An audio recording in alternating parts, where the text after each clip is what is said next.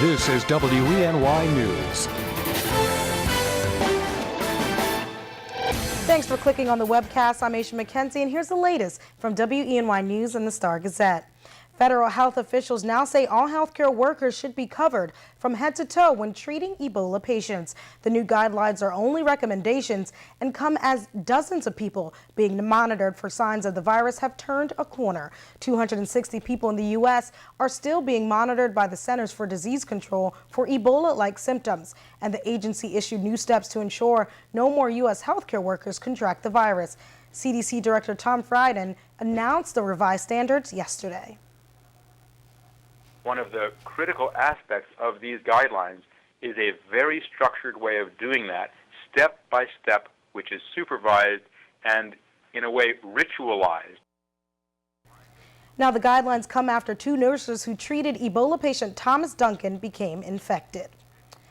And major airports in New York State may be getting a well-needed makeover. Yesterday, Governor Andrew Cuomo hosted Vice President Joe Biden at an event to announce the plans the state has to revitalize LaGuardia, John F. Kennedy International, Republic, and Stewart airports. Back in January, the governor announced the state would take over construction of JFK to make the necessary improvements. Now, in the effort to bring these airports up to date and to current standards, there will be a master plan design competition for both LaGuardia and JFK. Overall, the state hopes the redesigns of these airports will create economic development opportunities and jobs in the state.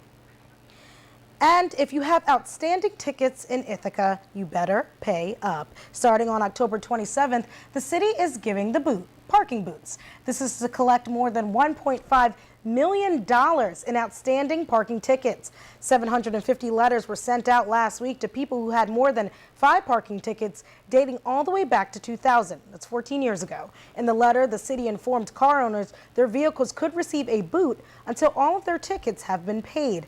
And if it's booted and remains on the street for more than 72 hours, it'll be towed at the owner's expense. For more information, just go to the City of Ithaca's website. All right, now here's meteorologist Craig Flint with today's forecast. Craig? Aisha, thanks. Good morning to you. Good morning, everyone. And if you were to sum up the forecast over the next 3 to 4 days, gray, wet, and cool. Really, that's the weather pattern. Why? That guy right there. Developing nor'easter.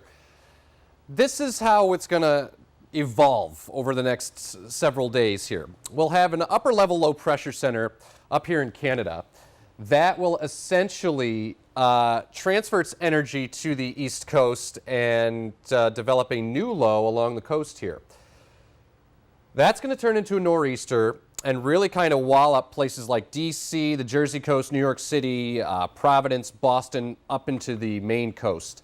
With some wind and rain. And it will be close enough, the proximity of this will be close enough to us to produce scattered, episodic periods of rain on and off through Thursday. So your forecast then today, 58. Occasional rain, you need to have the umbrella. And you'll be able to see on satellite Doppler radar that really the entire northeast here is kind of under the gun with this large circulation in the upper levels of the atmosphere, new storm forming on the coast that will slowly crawl up the coast. It's going to take some time for this thing to move up the coast, but eventually it will, courtesy of high pressure, which is located back to the Midwest. You can see a whole lot of nothing going on out here. That high will eventually start to work its way to the east and essentially take this developing nor'easter out to sea, then up through the coastal areas, and then out into the Canadian Maritimes. But that doesn't happen until Friday at the earliest. So get used to this satellite radar picture here that we have. So here's the breakdown for you. Showery scenario right through week's end. And then as we get into the next several days, it's a seasonable setting. Meaning, look, temperatures for highs and lows will be near normal, but by weekend, brighter weather and some milder air too. So here's future track with scattered showers, occasional showers moving through at times. And you'll note that some of these showers are actually tending to back in from the Atlantic. That's that low that's developing on the Jersey coast. And that will keep, again, scattered showers going for a while here over the next several days, and maybe even some steadier periods of rain coming up on Thursday. Thursday, just ugly. Raw northeasterly wind, only 50 degrees, some steady rain, still some scattered rain Friday. So yeah, like I said to you at the top, cloudy, gray, cool, wet. That's the weather over the next several days, but again, better and brighter by the weekend. Can you believe it? We may flirt with 70 degrees. I have to laugh about it. Just crazy weather. Maybe 70 degrees by Monday, Aisha. Thanks, Craig. I'm looking forward to 70. I'm jumping to Monday, like I said before. You're the first person in all of recorded history to ever say, bring on Monday! Bring on Monday, because it's 70. Well, thank you guys for clicking on the webcast, and for the latest news, weather, and sports, be sure to watch WENY News at noon, 5:30, 6, and 11.